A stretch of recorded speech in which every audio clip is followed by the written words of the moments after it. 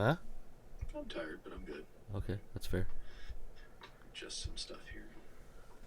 Adjust some stuff here. Mm-hmm. Balls to the left. No, not that type of stuff. Oh. Windows and seats and stuff. Ah, yes. Bum, bum, bum, bum. That's not the trackpad. That's the trackpad.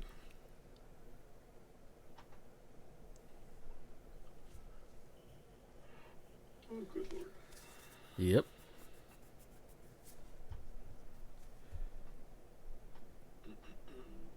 So what have you been up to this week? I can't talk.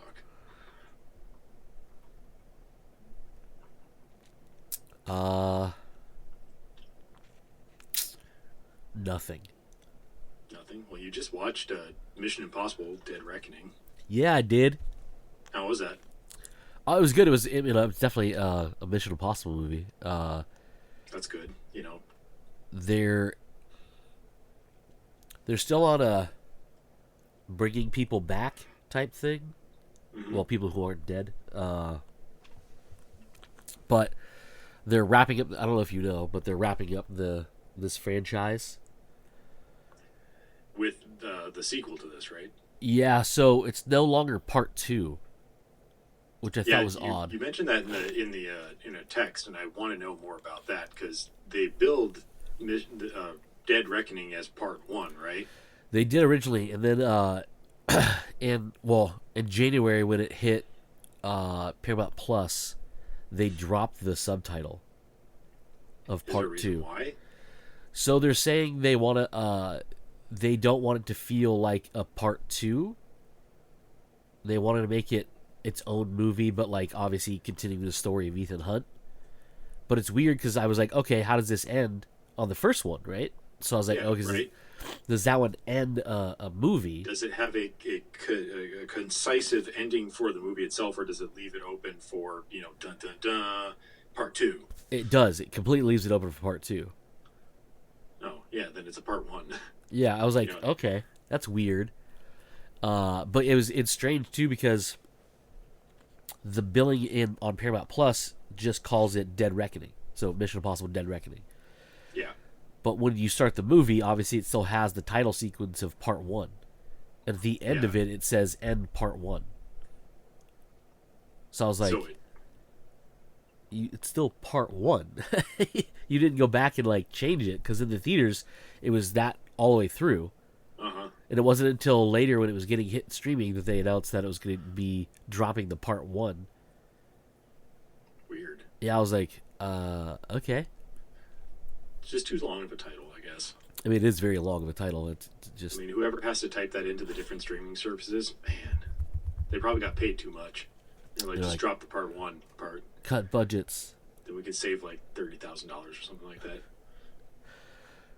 I only get paid $30,000 to type titles out, right? Or save your customers time as it has to, on smaller screens, it has to scroll the title, Mission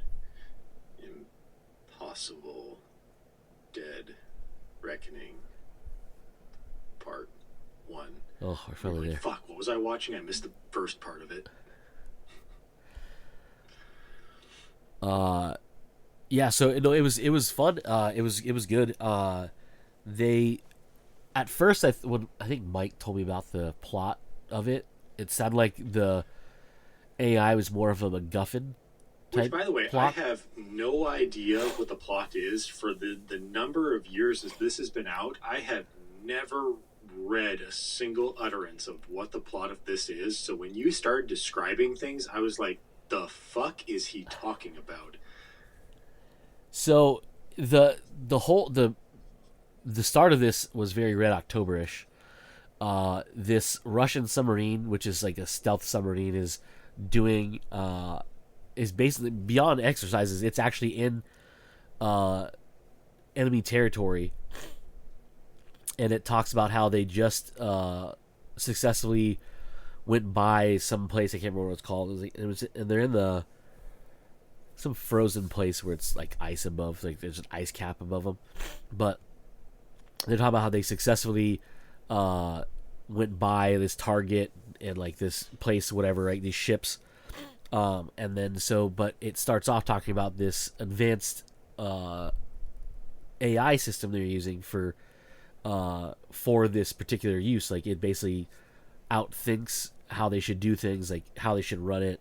The all the things you need to be a stealth device, other than just because like obviously you can make a submarine stealth, as in like it won't pick up sonar, right? Blah blah blah. But there's things like noises that are going to be picked up still. Right. So this is supposed to help them figure that out or whatever, and like anticipate where the enemy ship's going to be. Blah blah blah. Well, not really a spoiler, but basically what happens is they finish this exercise they were on. They're still on their mission, and they all of a sudden get a ping on their sonar, and there's another submarine, and it's so far away. So they start to maneuver to basically get away from it, and then all of a sudden that one starts tracking them. So they must see them, right? Because you can make it stealth, but visuals are still going to be a thing, right? Unless you make yourself invisible. But obviously they weren't doing that. So then they're tracking it. They're like, whatever. And then that submarine, the enemy, floods its torpedo tubes, which means they've definitely spotted them. And then they fire. So the enemy sub fires. So they react and they do the same thing. And their torpedo is a little closer. So it's about to hit. They do a countdown, and the target disappears.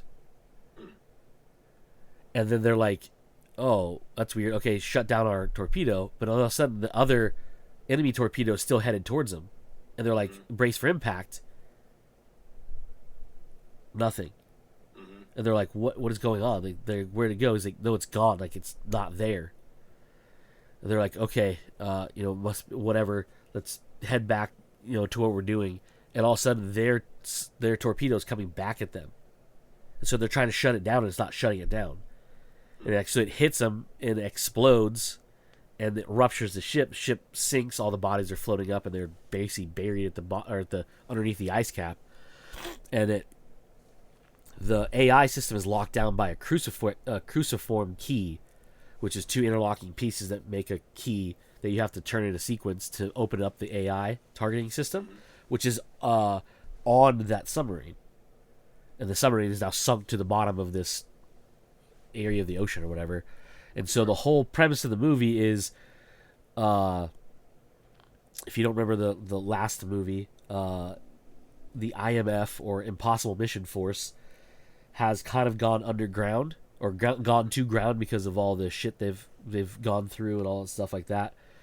And they get tasked with Ethan gets tasked to basically find Rebecca Ferguson's character, who has resurfaced and has stolen 1.5 of the key. And so he needs to find her before these bounty hunters do, because the American government put a $50 million bounty on her head. Damn. And so he has to basically find her, get the key. Obviously wants to save her from being killed by these mercenaries, because there's like it's not a bring in dead or bring in alive, it's bring in parts, you know what I mean? But the most important part is that key. So he gets tasked with that. Shit happens, whatever, right? So I'm like, okay, so this is obviously like a plot point to get to this advanced AI, and that's what they're telling you. Like, the governments want to get a hold of this key, but the thing is, they don't know what the key goes to. We do, because we're the viewers, Right. but no one knows what the key goes to. They just know it goes to something like that. But then there's this other threat called the entity that they're fighting with, and it's basically this advanced AI they know of because it's there and it's made itself known, and it's going through systems and basically not doing anything to the system, just breaking into the system, letting them know that they were there, and then leaving. And it's doing it to governments, banks, all sorts of things. They're like, we need to figure out how to do this because it's attacking secret or agencies all over the world, and it's yet to go for the American national securities and everything. So they're actually working on making hard copies of everything, So it tries to get in and corrupt anything. They have physical copies of all their information. So they're going through and they're trying to safeguard by making analog stuff, obviously printed copies, hard copies of stuff. They've gone to a non-networked facility where they're using CRT monitors. Nice. Because and the machines are not connected to outside network. They're just networked to each other, things like that, just to stop this entity from getting to them. So the government then finds that the key is they think the key to the source code of this AI entity. But they don't know, again, they don't know where it's at. No one does. So it's out there. So his mission turns from getting the key to finding out, or getting the key, both parts of it, and then finding out where and what it unlocks. So I was like, I went from thinking it was just a MacGuffin thing about this AI to finding out that the AI is actually the bad guy. And he's become sentient and is sending out Gabriel, who is actually the guy who killed Ethan Hunt's original wife in the very first movie that brought him into the IMF, because he was on the run from the government because of the stuff he did in the past. Right. That's what brought him into the IMF, because they said, "Hey, given the choice, you are." He was if I remember correctly, he was actually accused and essentially convicted of his wife's murder. Because when they found him, she was dead. He was there. Well, it was actually this guy Gabriel that did it. So they brought him back for this movie, and he's actually working for the entity. And the entity's a step ahead of everybody because its advanced technology can think what everyone outcome was going to be. So it's narrowing everything down, but it's basically one step ahead. So it's planning everything before anybody knows. So they can be ahead, and basically it's predicting what people will do by knowing these people, right? And their past things that they do. And so it's playing chess as everyone's playing checkers, right? As they say. And it's guessing exactly what Ethan's going to be doing. And so it's essentially setting traps to bring all these forces together so he can get the key, because it wants to be able to, it has access, if the only key that accesses the source code to shut it down or control it is in control of it, then that's the whole thing, right? So there's these little things that make me think, my theory is that the AI has actually been involved ever since the beginning. I mean, it makes sense if it's bringing back the original killer. So I think it, in a rudimentary, obviously way back in the day, obviously computer systems weren't that advanced, but it could be growing and learning as it goes, right? And as technology advances and more powerful computers are available, it can grow from there. But it could just be a set of algorithms that basically can do certain things. And I think it's been running IMF and using IMF to further its goals, while it's on the other end getting better and learning. That would be an interesting twist. Yeah. Is if it was running IMF. So it's been doing on both sides. It's like, hey, I'm helping create these warlords, but also putting them in check by putting these essentially Suicide Squad members in the Mission Impossible force, Impossible Missions force, against them to further my own gains. And then eventually it's like, hey, I've become powerful enough, I can get rid of everybody that I need to, because I've done, like, it probably never thought that Ethan would survive all these missions, right? And he's outdone it. So it's like now it's in kind of in panic mode, where it then takes out the submarine that it's on, and then sends out Gabriel to secure the key. Because A, you're at the bottom of some ocean, so it makes it difficult to get to you. And B, if you have a key that turns you off, if you control both things, it makes it incredibly hard to get to you, I guess. But also, what makes me think it's doing this on purpose is It happens to be located on a stealth submarine, right? Mm-hmm. That is now sunk and dysfunctional at the bottom of the ocean. Mm-hmm. So it's a stealth ship that doesn't pick up on sonar, and it's not running, so there's no sounds to be heard. Right. So unless you knew where it went down, you'd be basically sitting there trying to just, well, like every treasure hunter looking for a treasure at sea, just guessing where it went down and looking for anomalies there. Yep. And because the only thing you're going to have is if there was something near enough by to have witnessed and recorded the explosion. Once it settles, it you never really know where it's at. So it's like, I mean, how much ocean is there to search? There's a lot more that would have to go into that, but in movie world, it's all plausible, I Yeah, suppose. you know. You know, So I was like, that's actually pretty cool. It was a fun little thing, but it was interesting because Ethan and his team are they don't know because the higher ups in the CAA, who obviously don't share all their intel with Ethan anymore because Ethan has kind of gone rogue a little too many times, because he even goes against their interests. He's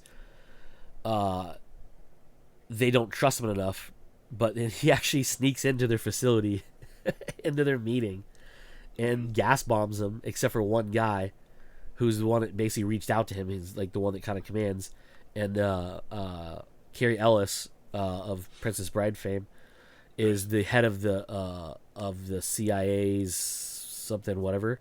So he was like Alec Baldwin's boss from the last few ones, and the guy who's taken over Alec Baldwin's position is telling him, "Hey, we have this asset in the IMF," and all the other heads of the departments are like, "Don't bring him up, don't bring him up." And he's like, "We've tasked him to do this job," and he's like, "Who is this nameless person?" And they're like, "Don't worry about it." And this guy's in the room, and he basically walks over, gives that director guy a box. He opens up, and it's a gas mask. mm-hmm. He looks over, and this guy who's in the room has it on already, so he scrambles to put it on, and the dude throws out these gas bombs, which is a pretty cool effect because like there's these 3 orbs he throws out, and it boom goes over, and like this green gas fills, and everyone starts collapsing except for the 2 people wearing gas masks. So we got And Vicky then, Veiled. yep. But then you can visually see the green gas slowly change to white, Mm-hmm. and then realize that the gas is now inert, and so he Mm-hmm. takes his mask off, whatever, and he reveals himself being Ethan, wearing one of the crazy masks or whatever, right? So then he basically goes in there and tells him, "Hey, I have this half the key. She's dead because of you, and I know it. So I can't kill you, because that's what Ethan does. He doesn't kill people really unless they have to be killed. He's like, I'm gonna do this, but I'm gonna do it my way." I'm like, well, there you go. It's Ethan. So then this guy now has to then try to get Ethan as well. It's like, it's a cool little, like, I know I can't trust you, and then later it's, spoiler alert, it's said that you can't because he's the one actually orchestrating the buy of the keys, because he knows that she has one. That's why he put the $50 million bounty on her head. But then he knows the other person has the other half of the key, and so once he has both, he has, obviously, then he has to figure out where it's going. And then you, spoiler it again, you find out Carrie Ellis, who's the director of the Secret Service or CIA's whatever it is, he actually knows where the submarine went down. Makes sense. And so he's the only person that knows. They haven't explained why yet. He just knows that's where it's at. I mean, if he's CIA. Yeah. And so Gabriel kills him, thinking that he's the only one that's going to know, right? Mm-hmm.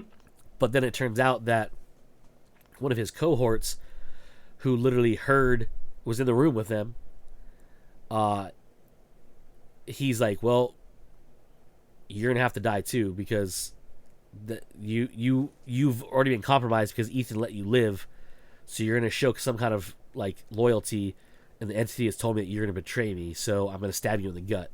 Mm-hmm. And so she survives long enough to tell Ethan a little bit about it, but not everything. And then she dies. Dies, and then later you find out she has this weak pulse, and so she's gonna live. But then that means she's, and again, the person who knows where it's at. So it's a third. Now it's gonna be a race between Gabriel, Ethan's team, and the bad guy, good guy people, to find this entity, and because Ethan wants to destroy it, he doesn't want anybody to have a hold of it because it can be very powerful, obviously. Right. So it's said again. I don't know if it's true or not because it's said that the key doesn't just unlock the AI because the AI is sentient, its own thing. It unlocks the source code, and the source code can be used to destroy it. Okay. So, on the source code, and the reason why you may think to yourself, well, if it's the AI's in a submarine at the bottom of the ocean, how is it doing its thing? It's because Right. the part of it being sentient is it's actually released itself into the world, and the source code is what's locked in the submarine. And that's why that's why the AI went through and destroyed the submarine and put it at the bottom of the ocean. So the only way to stop it, the entity, is to have the source code, but the source code is damn near impossible to find. Then it can run free without ever having, because you know this, and people who know computers, a program can only be modified by its source code, right? You can modify it later, but you can't really reproduce it without its source code. Yeah. Because there's always going to be something in there, right? That's the idea of the AI has become sentient enough where it can hide itself and it can reach out and do these things it needs to do, but it can be destroyed, much like how a virus is destroyed by an antivirus, right? On a computer, it's got to basically knowing how it was actually built. Exactly, know how it works and blah blah blah, right? So that's the idea behind it. Very interesting. Yeah, it's a very a lot of movie logic going on there, but yeah, I mean it's Mission it Impossible, so yeah. And you can't really like have it too many different ways. But yeah, there was a couple of plot holes that were, I don't know, I don't want to say wildly could have been fixed, but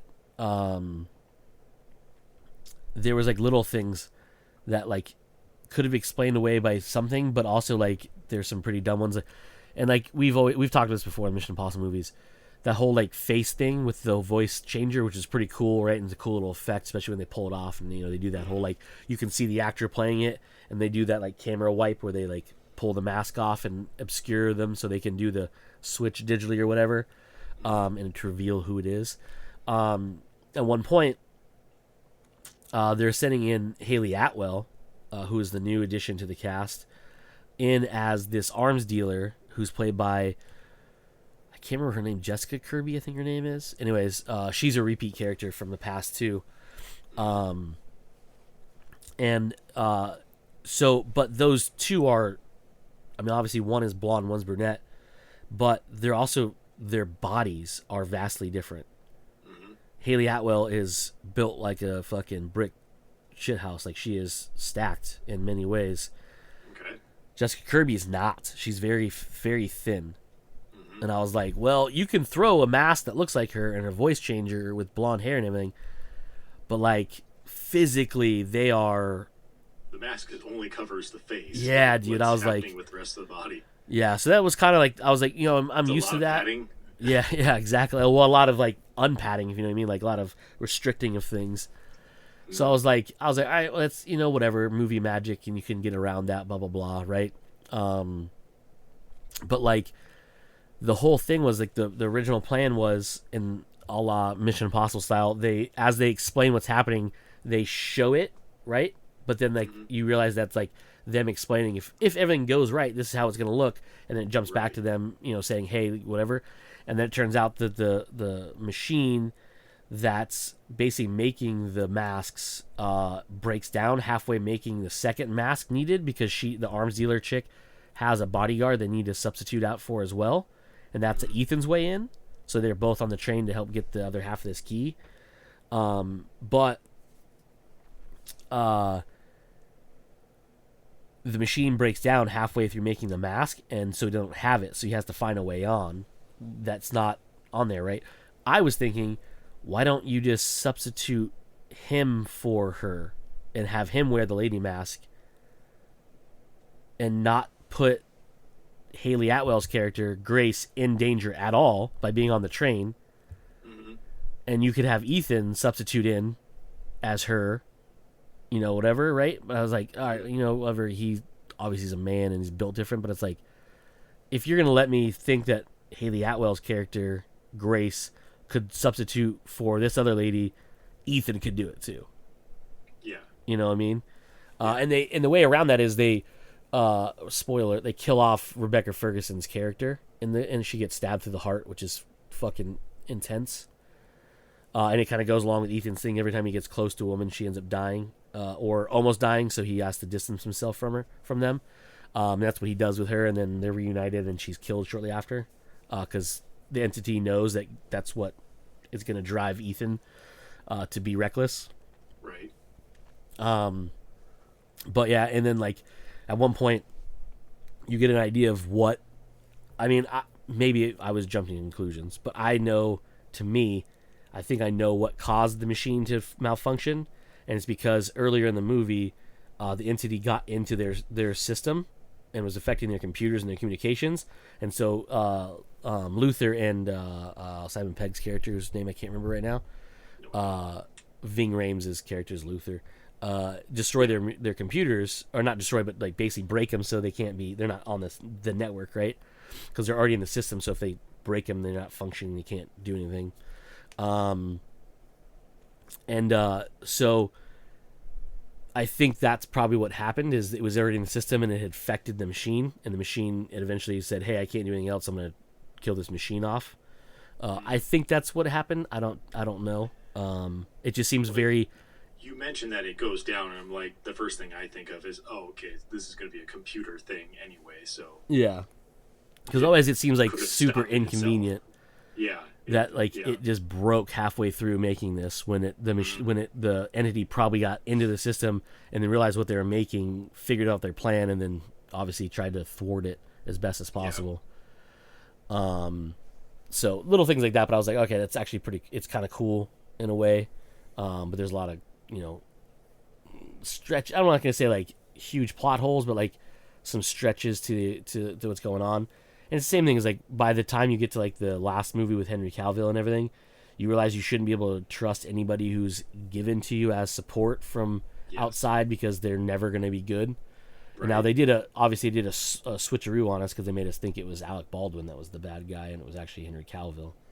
Mm-hmm. But sort of thing. But yeah, so it was cool, and there was like a couple really cool sequences in the beginning. There's this whole part of this international airport, which I don't remember what city they said it was in, but it's this massive, crazy-looking airport. And there's a part where Gabriel's there, but the entity is hiding him by the security systems. Mm-hmm. So it's literally digitally erasing him through live on cameras. And so you can see him like this digitized figure kind of disappear as it's walking. It's really cool, like effect. But they do a reverse, and so Luther is actually tapping into the security system and making random people look like Ethan, because he's being hunted by this group of international. I think they're all Americans, because the main two people are American, but they're there to arrest Ethan for obviously going against protocol yet again, like a ghost protocol. Yeah, I was gonna say. So like they're there to bring down the Rogue Nation. Boo. Sorry. So they're using eyes in the sky, tapping into the system to use facial recognition, right? So Luther's ahead of them, and he's basically digitally putting Ethan's face on random people to bring them away from where they want.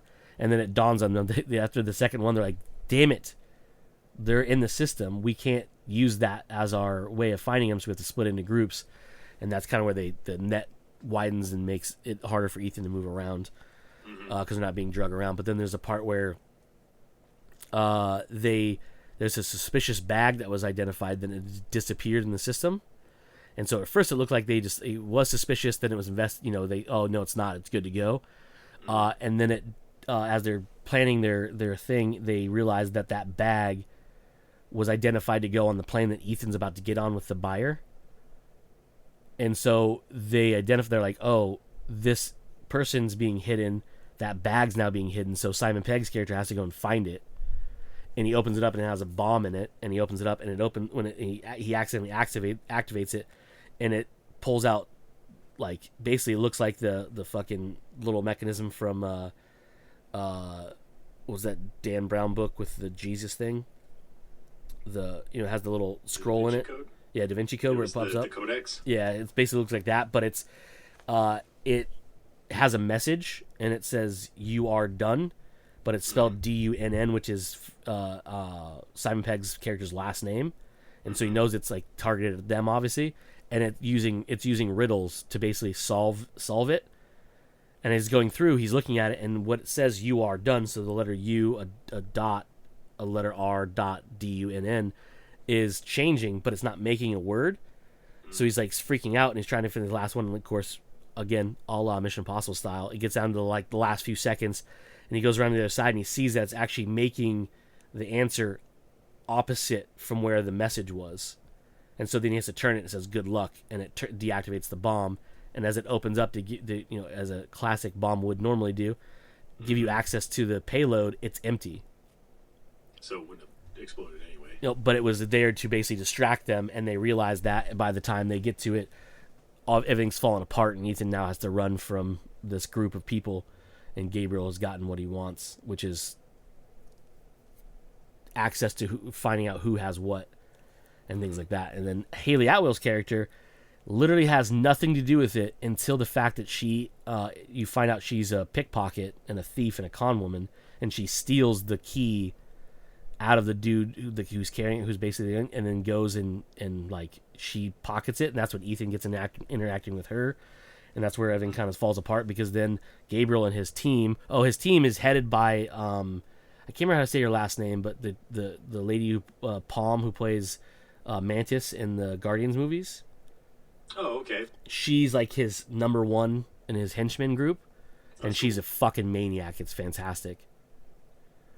She's just like, she loves killing people, and like she basically goes and confronts the buyer and realizes the buyer, or the seller, sorry, the guy who's supposed to have the key no longer has it, and they don't know why, because obviously Ailey Hatwell's character Grace lifted it off of him, and there's like sleight of hand stuff, and like it was pretty cool. But it was a fun time. But there's a lot going. Like it's a long movie. It's like 2 hours and like 40 something minutes.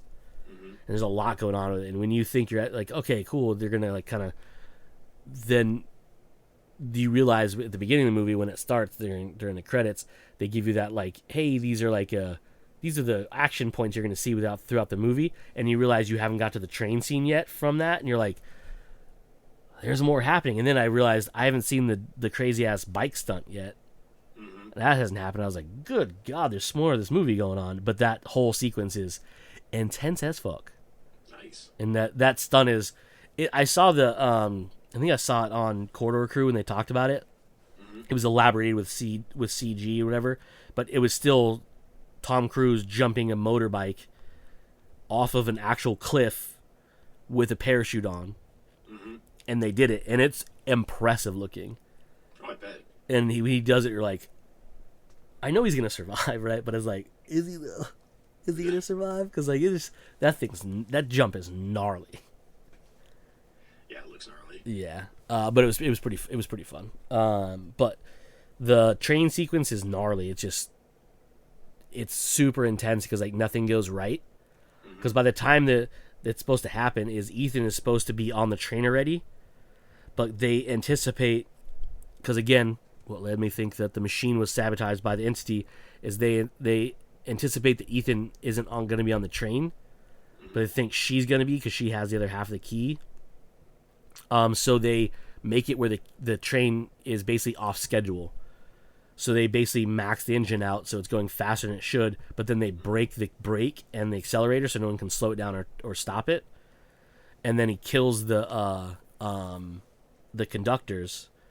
And then Brutal hangs one of them by the whistle that's supposed to blow when it comes to an intersection, right? So it's constantly going off, but you don't realize it. You just think, oh, the train's doing its normal thing. but as the train's moving, his body's slowly swaying, so it's like, pew, pew. And I was like, that's kind of fucked up. Fucked up. Yeah. Like, yeah, because Gabriel's not exactly the fucking most sane person.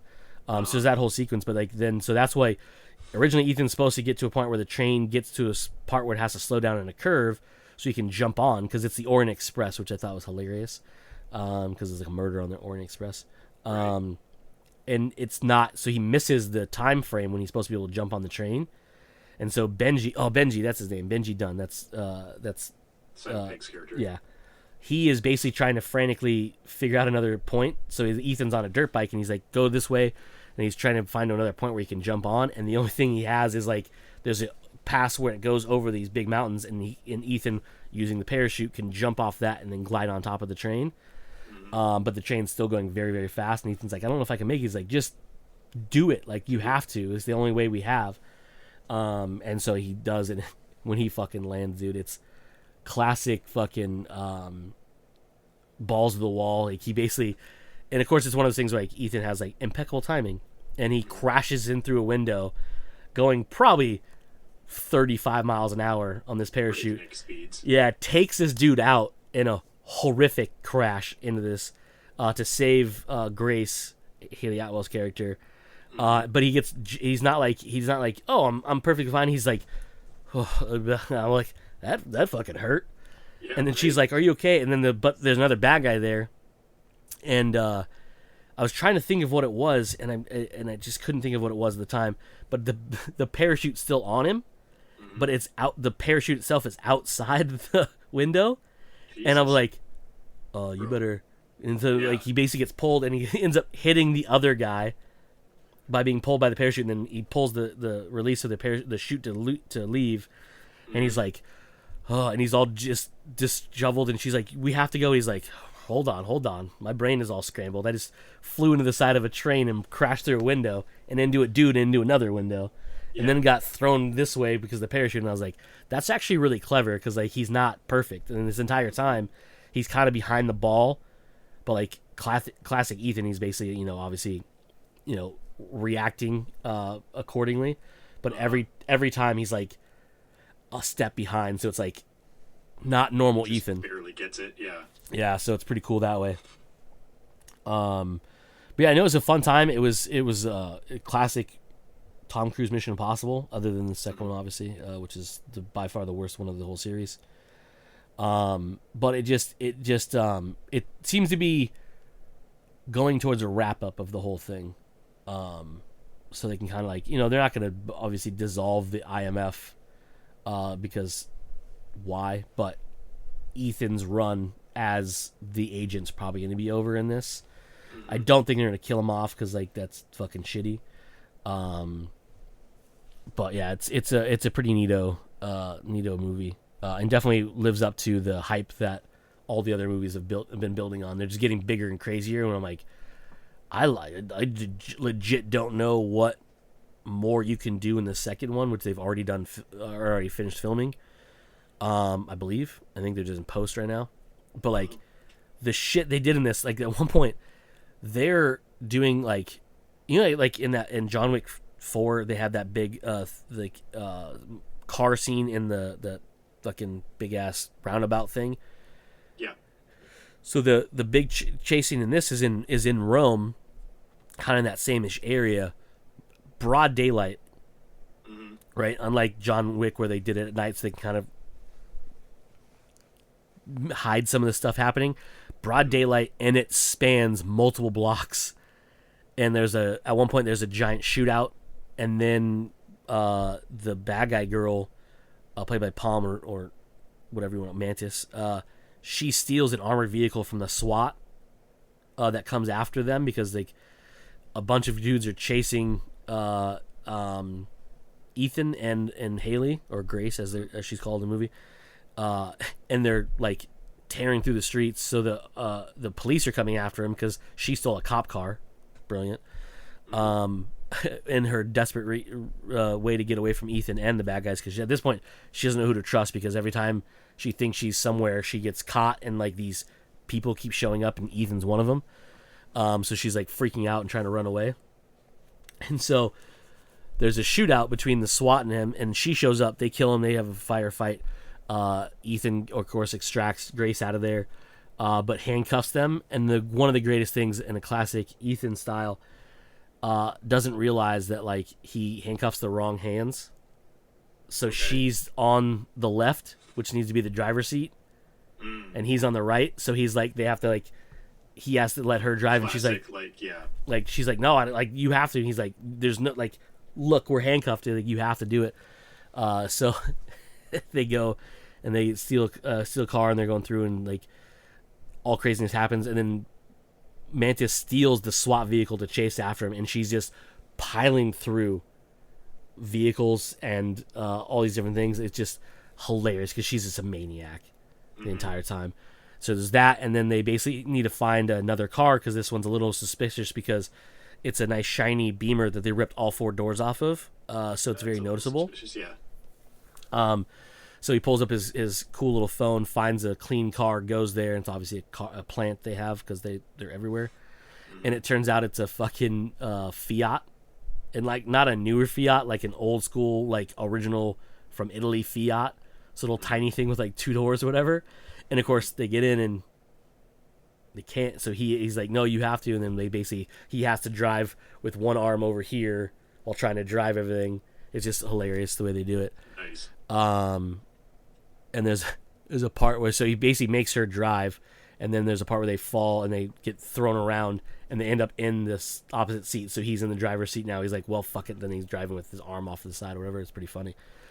But it's just cool because like it goes from him driving this nice like 4-door sedan Beamer and being chased by like, you know, Alfa Romeos and stuff, and this SWAT vehicle to the SWAT vehicle chasing after this little yellow Fiat.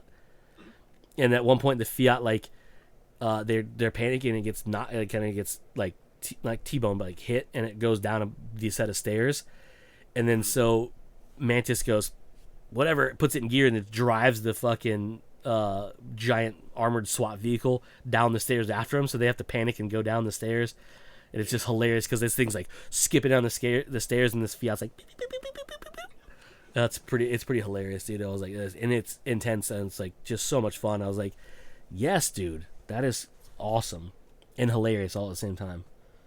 Something you want more of. Yeah. So, you know, fun times. Speaking of which, that makes me wonder what stunt they do in the sequel to it, because if they're pretty much done with the sequel, I haven't really heard about any crazy stunts. Like, we heard about the motorcycle jump months. Yeah, because they teased it with that teaser way back, like almost, I think it was actually Super Bowl time is when they showed it. So I wonder, did they do any crazy stunts, or they're just keeping it under wraps? I might be keeping it under wraps because that was, I mean, that was like the big stunt. Obviously there's like motorcycle stuff and like the car stuff and like obviously like action stuff, and the train has some pretty intense stuff, but it's like you can definitely tell that's not like as dangerous as jumping a motorbike off of an actual mountain, you know, and then using a parachute to get away from it, type thing. But his escape out of the train is pretty rad too, because he has a speed wing, which is like the steerable parachute thing. Because Luther tells him, hey, I gave you a parachute and I gave you a speed wing, so if you need a quick escape to get off the train, you can use a speed wing to get off the train.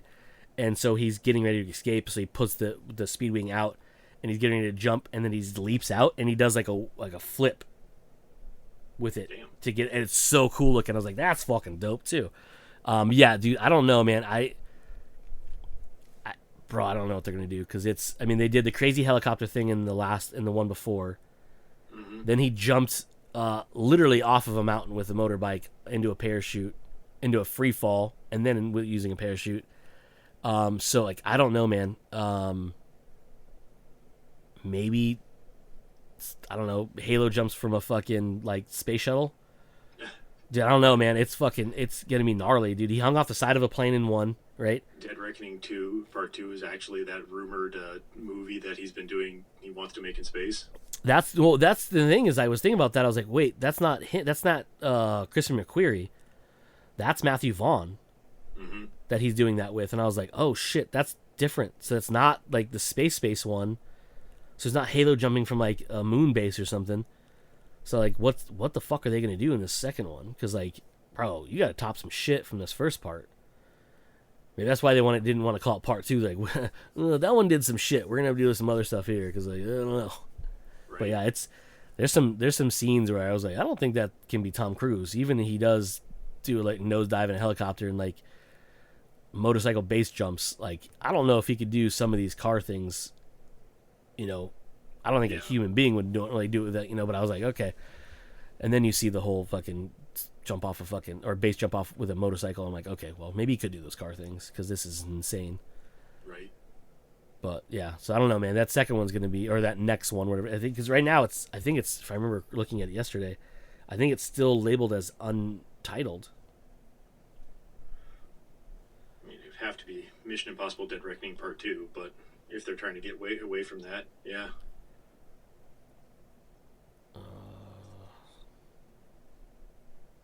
I fucking spelled Mission Impossible wrong. Thanks, Wikipedia, for correcting me.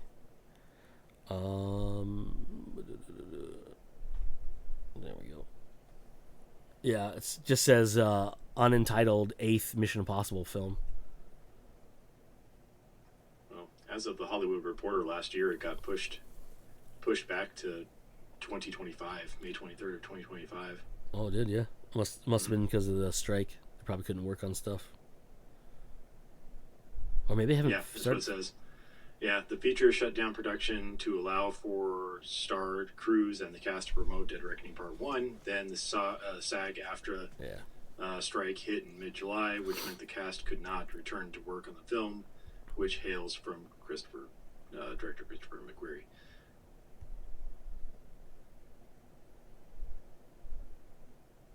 Interesting.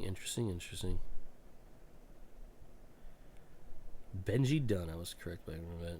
Haley Atwell. Vanessa Kirby is her name. I said Jessica earlier. It's Vanessa Kirby. And for the people who don't know, she's in the Fast and the Furious movies, the last ones. Is that those she was in? Be one of those people. Oh, she was in Hobbs and Shaw, yeah, so the Fast and Furious movies. She plays Jason Statham's... Right? Jason Statham's sister? Mm-hmm. I don't watch those movies, so I don't know. I think so. Yeah, I don't know how to say her last name. Her character's name is Paris in this. She played Mantis. But I don't know how to say her last name. Clementif, maybe. I don't know. She's French, so it could be.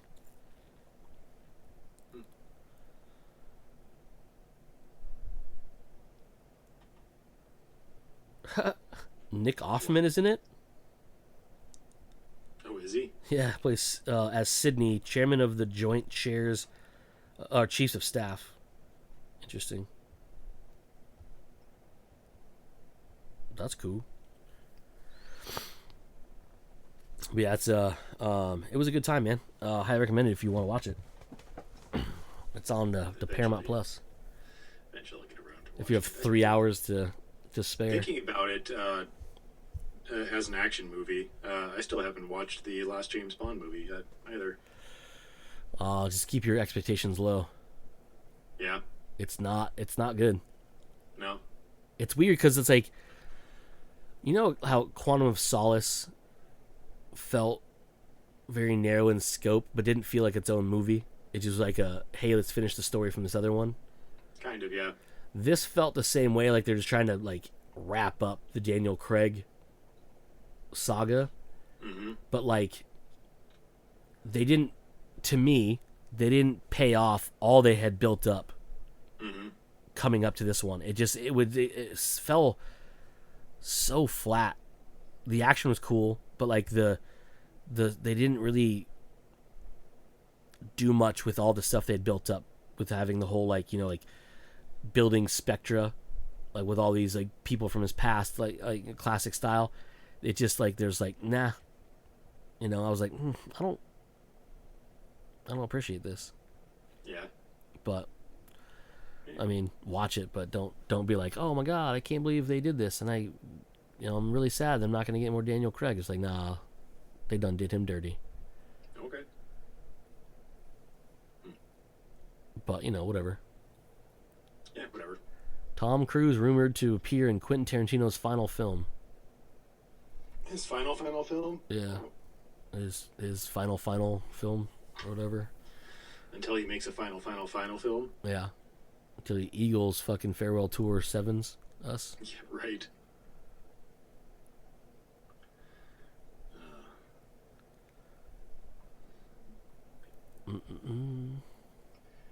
I see that someone texted one of the articles that I had saved for this week, which was that old Dan Trachtenberg is coming back for Prey 2.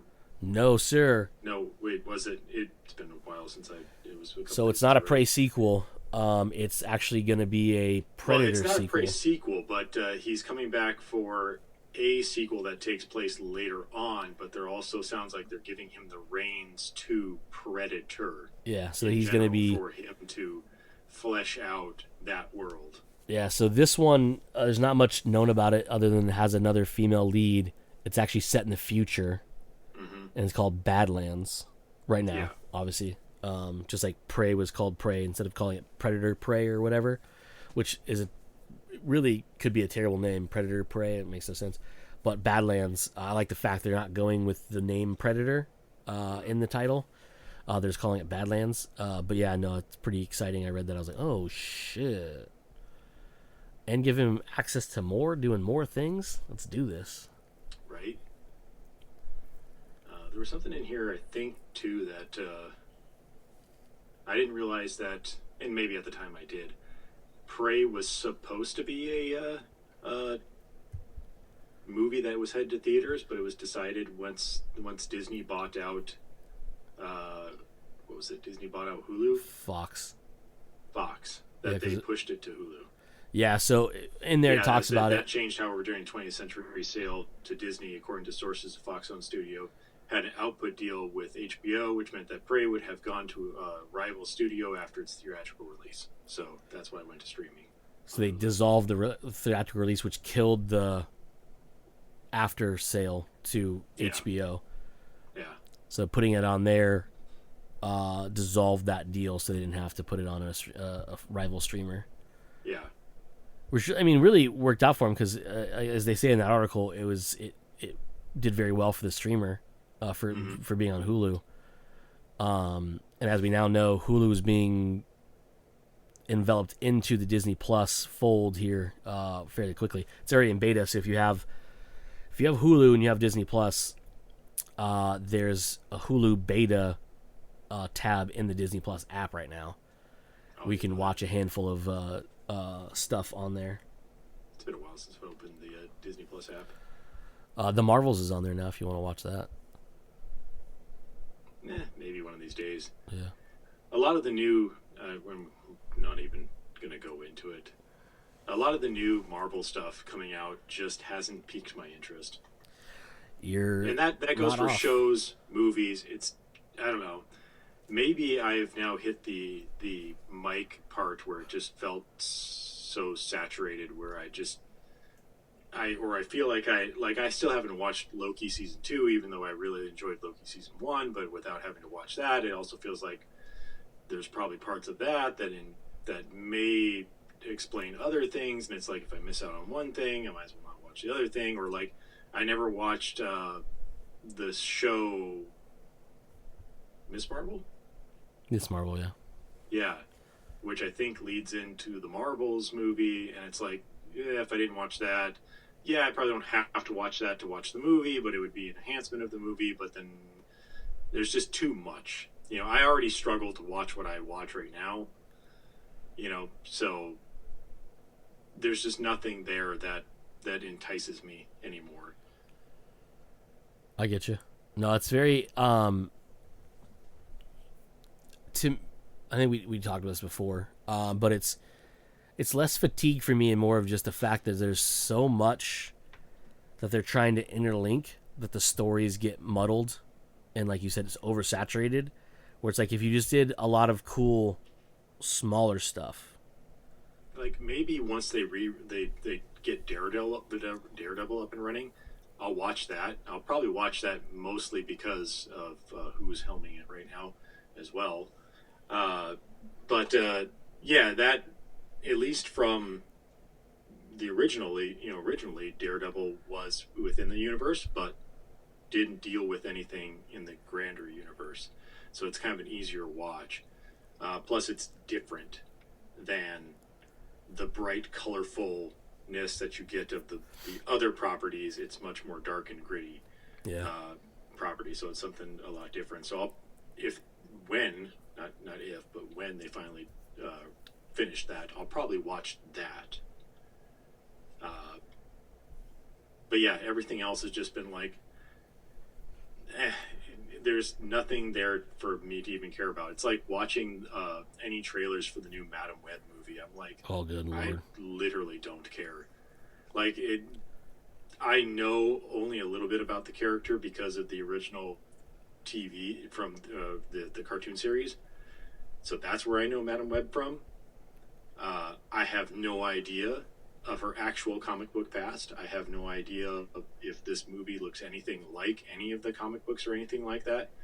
But it's just like it just feels like a character that I don't care about. You know, they've gotten all of the big name characters that I knew done with, and now they're like, oh, here's all these other little characters that you may care about, and I'm just like, I actually don't Yeah. care about them. You know? Yeah, Sony is doing their own thing, and it's not really working out for everybody. No.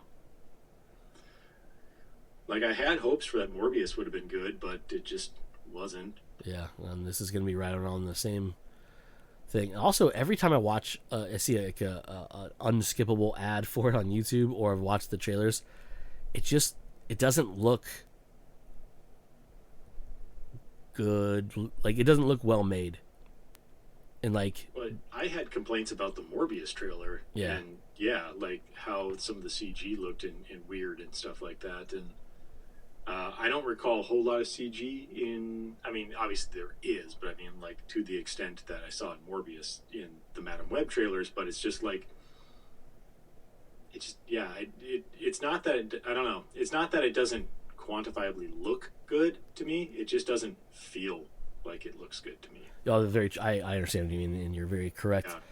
But yeah, it's just like and obviously this is out of context, and like these are just trailers, but really this is what makes me laugh about it is you want the trailers to be enticing for people to watch it.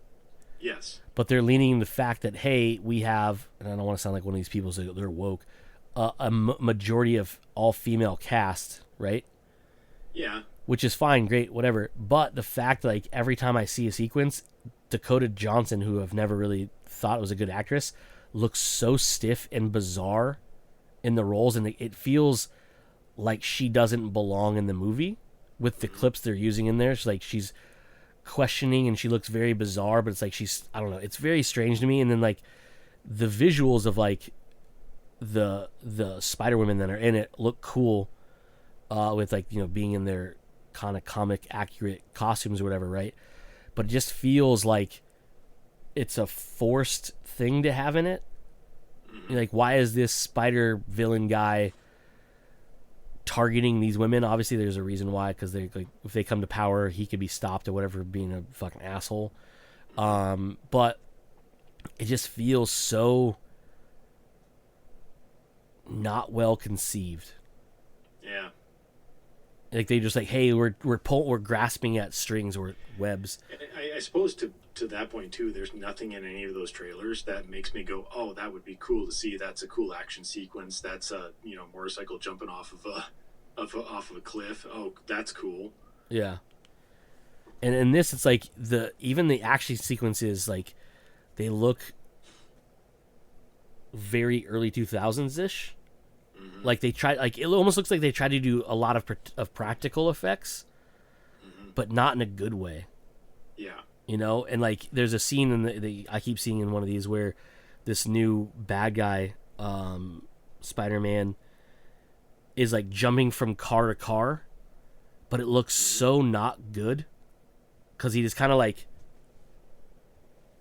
you know what I mean? Yeah. He's not. It doesn't look very fluid. He just like leaps and like, but he's in the air like motionless, and I'm like, I just don't know, man. And then there's like this scene where like because the whole premise is like she can see the possible future, so she can alter what happens and like obviously whatever, right? But it's like it just doesn't seem. I don't know. Unless the movie's like 4 hours long, I can't imagine they're gonna do a whole lot of character development. Yeah. But also, just like even like there was this quote that came out from Dakota Johnson, the star of Madam Web, who's like, she's like said, I'm paraphrasing what it was, and it could be completely out of context, but like this is the quote everyone attached to was like, I just don't know if it's gonna be good or whatever. And I was like, that's inspiring from at your least main actress. Yeah, at least like when we had Morbius, we had Jared Leto coming out saying, "Oh, it's gonna be like the greatest thing ever," and like we're gonna change the way everyone's do whatever. I'm like, and then like it falls flat on its face because it was just not a good movie. Yeah. But it's like at least they had people trying to like actively promote it. This just looks like they're like, fuck it, like we just gonna like we're not Warner Brothers. We don't just scrap a movie because we know we think it's gonna be trash, even though we finished it. They're just like, yes, we'll just put it out. But like you have that, and like then you like every time I see an ad for it, it's just like I don't know, man. It's like there's this one that comes out where it just has this disembodied voice saying something about like it's repeated the same like 4 or 5 words over and over, and it's like it's kind of like that whole like with power comes responsibility type quote, but it's like this. I don't know. It's very. If I find it, I'll send it to you. But it's just. I was like, I don't know why you're pushing so hard for this. Yeah. When you could have done like a Spider-Woman movie. Yeah. But instead, you make them the 3 Spider-Women a side character to Madam Web, who is by far not even a main character of anything. She's always been a side character. And even the reinvention of her in the comic books, she was never like a main. She was a plot point, like she was very important, but she was not like the main focus of anything. There's never been a comic that's the Madam Web, the comic. Yeah, it's like, it's like, why would you, like, I get it, she's like a lead character or whatever, but like she's supposed to be this older patriarch type person, but her story's not like happy. Like, so I don't know. It's very bizarre, and I was like, I don't know why this is what you grabbed onto when you could have made a Spider-Woman movie. Yeah. And made it about Spider-Woman. Like... Right. I don't know, dude. But yeah, I was definitely not going to even waste my time watching that when it hits streaming in fucking 40 days after it hits theaters. Yeah. And does terrible. I will be actively reading, looking at people lambasting it with fucking reviews, though, because I'm pretty sure that's going to happen. Oh, yeah. Oh, yeah. I think that's all I had. Oh, Christian Bale's going to be in a different Frankenstein movie. Cool. So, like, Guillermo del Toro is doing a Frankenstein movie. Okay, now you have my interest. Yeah, and that not that Christian Bale isn't a pole. Like, I can just see him, like, is he playing, Victor Frankenstein, or is he playing Frankenstein's monster? Either way, he's going to go all out for the role. But so the first article I read, knowing that it's Guillermo del Toro, it's like, oh, this is going to be interesting. No, so that's the thing, is Guillermo del Toro Frankenstein is a different project. Oh, well then why'd you get my hopes up? Because I'm trying to get to this. Christian Bale, the article I read, mentioned that he's playing Frankenstein, but he's playing the monster. Okay. Because I mean, that's interesting. So he's gonna bulk up, gonna kill himself, and then somehow, like, resurrect himself. So that just seems like Christian Bale would do to be in character. Yeah. So the article I read earlier was basically he was promoting this project he's doing, which is basically foster homes, like this big project he has going on. It's like 16-year project he's working on, where he broke ground the other day, where it's this thing where he's basically investing money and getting investors to basically build these homes where foster kids can be kept together in the foster system. So he's Bruce Wayne. Essentially, yeah, it's fucking literally crazy. What he did in The Dark Knight Rises. Yeah, it's fucking wild. Anyways, yeah. So I was like, that's kind of crazy that he's doing this, but he mentioned how, and like when he's doing press about it and stuff, he's like, he's gonna get ready, like after this groundbreaking is over, he has to go shave his head and get in shape because he's gonna be Frankenstein.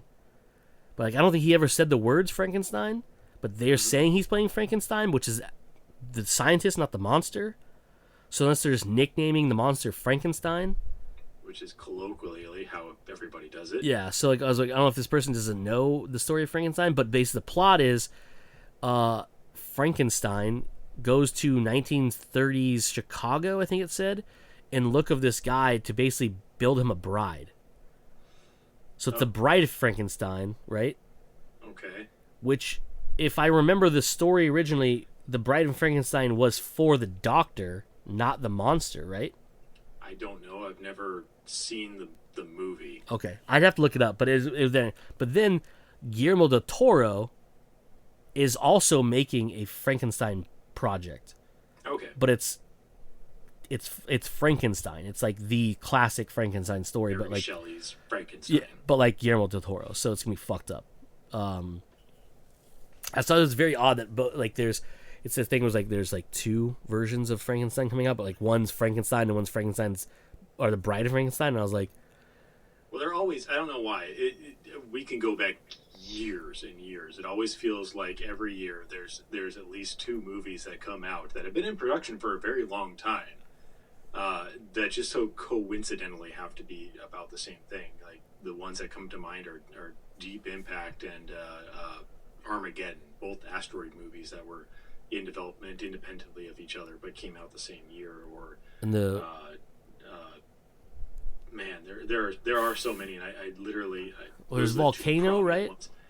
Or wasn't it Volcano and Dante's Peak? Yeah, we're at the same time, right? Around the same time. Yeah. I want to say, wasn't there something? There was another disaster movie. There was 2012, and then there was another disaster movie that came out at the same time. Yeah, probably as well. What was Deep Impact the one with where they have to drill to the core? They're doing the bunkers. No, what was the movie where they had to build the ship that drilled into the core of the Earth to restart the core of the Earth? Oh, I don't know. Was that no? Because Deep Impact was Deep Impact was the asteroid movie. Yeah, I'm trying to think. There was a movie that was like we have to restart the core of the Earth.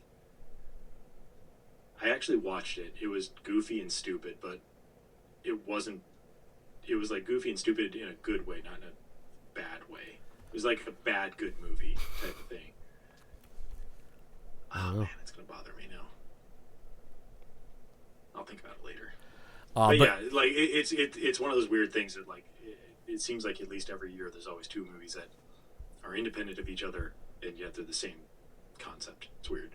Yeah. Speaking of that, and the last thing we'll say before we wrap up. Speaking of something like that, so there's a novel called Three Body Problem that's basically being read all of them. Yep.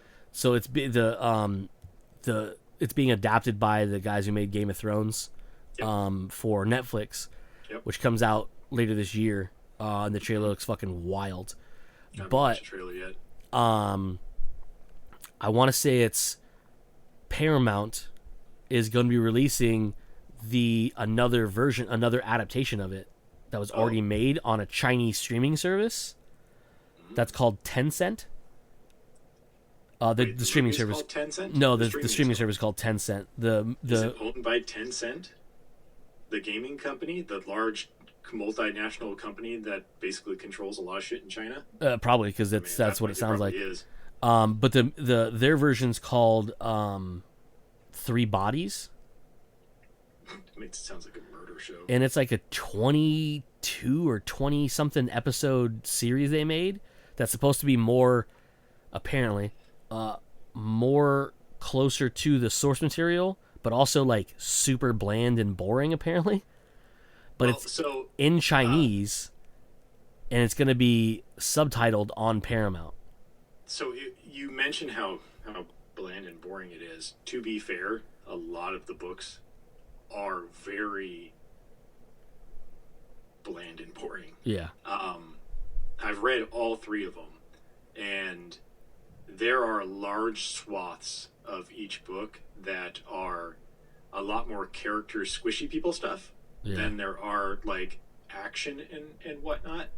Like I guess it does make sense, but the action is worth it, and the kind of like it's almost very the story, the idea of the whole story is almost very Lovecraftian. Like you don't fear what's happening until you realize what is actually happening, and it's very cosmic, and it's very like, wow, that's fucked up, dude.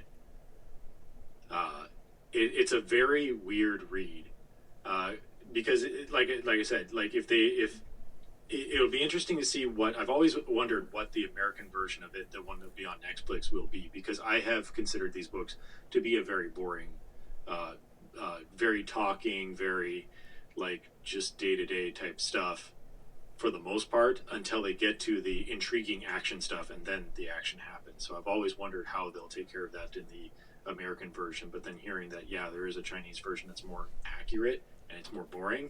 Yeah, it's because that's how the books were.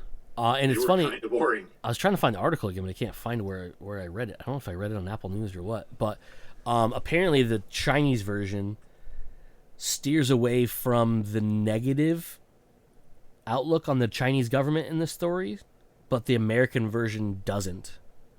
Well, which is weird because I don't think there was much of a negative, because it was written by Xi Liu, which he's a Chinese national. So I don't think there really was much of a. I mean, trying to think about each and every book, I don't think there really was much of a downplay or looking down on any nation's government in any of the books. So that's, I don't know, it's kind of a weird statement to me. Yeah, so I guess the criticism was that the American one took some liberties with like Which, kind again, of the like, you yeah, I can see them taking a lot of liberties to cut out more of the more boring material, especially depending on how long you expect to make it. I can't remember how many episodes you said that the Chinese version is. That doesn't sound like enough to really fill out the story, so that even they would have probably had to have cut out some stuff themselves. Well, they say it's like 20-something episodes. But that still doesn't feel like... It doesn't feel like enough. Obviously, having not watched it... 30 episodes. Okay, that feels like maybe more. That's 3 seasons worth of stuff. So if you do 10 episodes a season, that's 3 books right there. They still may have cut some stuff out, but this article says it's 30 episodes to cover the contents of the book. So the 3-body problem. Yeah. Okay, so yeah. So I can definitely then see that they definitely put the time into the series to make it more closely a one-for-one translation of the first book. And I can definitely see how people would consider that boring. Interesting. But it's one of those things where I would say definitely read it, but be prepared to be like, when are we just getting to the good stuff? Like, what's going on here? We're just dealing with stuff that has nothing to do with the plot right now. Yeah, the whole alien invasion thing. And then it starts to slowly work in the plot, and you're like, okay, this is getting good and interesting, and then it drops out again. And it's like, why are we? All right, and then it gets back into the plot, and it's like, okay, now this is really good, and then it ends, and it's like, okay, overall, the story is great. Oh, it's available. The execution of the story is. It's available today. Which one? 3 Bodies. The Chinese one. It's on Paramount. It's on Peacock. It says February 10th. That's today, right? That's today. Yeah, yesterday was the 9th. Therefore, today must be the 10th, unless we were stuck in Groundhog's Day, which case I would be at work, so that would suck. Oh God. 3 Anyway, Bodies. I think we need to wrap it there. Yep. Oh yeah, no, there it is. I do wonder if it's subbed or dubbed. It's subbed. Yeah, 3 Body. It's called 3 Body, season 1. I don't know. 30 episodes. I don't need to read a TV show. Yeah. Interesting. Oh, but yeah, that's it for this week's episode of Comes Naturally. We have been Joe. I've been Cody, and as usual, you fuckers just came naturally. Bye.